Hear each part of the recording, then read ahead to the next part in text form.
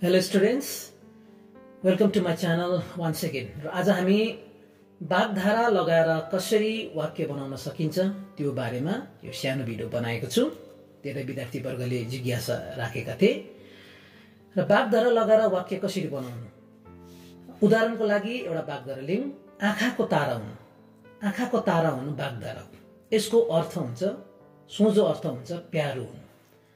प्यारो हुनु चाहिँ यसको अर्थ हो र आँखाको तारा हुनु चाहिँ हो वाक्धारा, यो घुमाएको अर्थ छ। अब यही उदाहरणलाई लिएर वाक्य बनाउनु पर्यो भने केही नियमहरू छन्। सर्वप्रथम त हामीले यो आँखाको तारा हुनुमा जुन यो हुनु छ, यो क्रियार्थक नाम वा नामिक क्रिया, यसलाई आफ्नो इच्छा अनुसार परिवर्तन गर्दा पनि हुन्छ वा नगर्दा पनि हुन्छ वाक्य बनाउँदाखेरि। जस्तै हुनुलाई हामी भएर, है, हुँदा हुँदै, भयो, भएको थियो, भएर, यसरी आफ्नो इच्छा अनुसार अथवा वाक्य बनाउने क्रममा जुन सान्दर्भिक हुन्छ त्यो सन्दर्भ अनुसार परिवर्तन गर्न सकिन्छ वा नगर्दा पनि हुन्छ। अनि वाक्य बनाउँदाखेरि आँखाको तारा हुनु भनेर वाक्धारा आएको छ भने वाक्य बनाऊ भनेर आएको छ भने हामीले आँखाको तारा भन्ने शब्द नै प्रयोग गर्नुपर्छ। यसको जुन अर्थ छ प्यारो हुनु, त्यो प्यारो हुनु चाहिँ लेख्नु हुँदैन।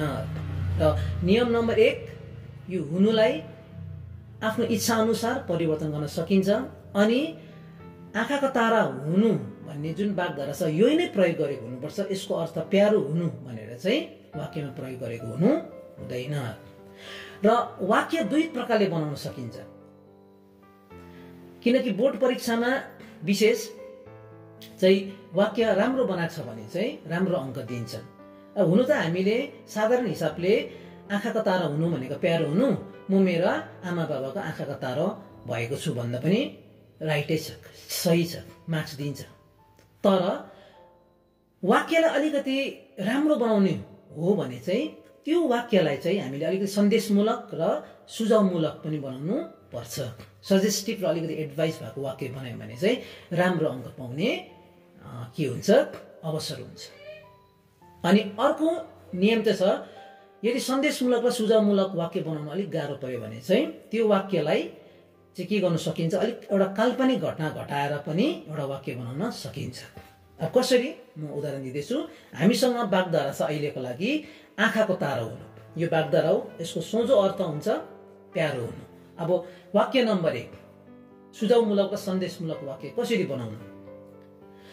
अनुशासनमा बस्ने मानिस सबैको आँखाको तारा भएको हुन्छ। सजेस्टिभ भयो नि, एडभाइस पनि पाएँ नि, अनुशासनमा बस्नुपर्ने रहेछ, सबैको प्यारो हुँदो रहेछ, आँखाको तारा हुन सक्ने रहेछ भन्ने एउटा एडभाइस, सजेसन हामीले पाउन सक्छौँ। र यहाँनिर आँखाको तारा भएको हुन्छ, हुनुलाई भएको हुन्छ मैले परिवर्तन गरेको छु। यो वाक्य नम्बर 1। विद्यार्थीले यसरी पनि सुझावमूलक सन्देशमूलक वाक्य बनाउन सक्छ।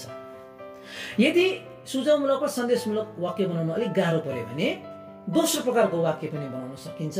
जो मैले अघि नै भने, एउटा काल्पनिक घटना घटाएर, मनमनमा एउटा काल्पनिक घटना घटाउनुपर्छ अनि वाक्य बनाउनु। कसरी भन्दा, वाक्य नम्बर 2, पल्लो घरको राम धेरै सोझो छ। यसरी कल्पना गरेर एउटा घटना घटाउँ। पल्लो घरको राम धेरै सोझो छ, यसै कारण ऊ सबैको आँखाको तारा बनेको छ। पल्लो घरको राम धेरै सोझो छ, यसै कारण ऊ सबैको आँखाको तारा बनेको छ। यहाँ पनि मैले हुनुलाई बनेको छमा परिवर्तन गरिदिएँ। र यसरी हामीले वाक्धारा एउटा वाक्य बनाऊ भनेर प्रश्न आयो भने सर्वप्रथम त्यो हुनु नामिक क्रिया वा क्रियार्थक नामलाई आफ्नो इच्छा अनुसारले परिवर्तन गर्नुपर्छ।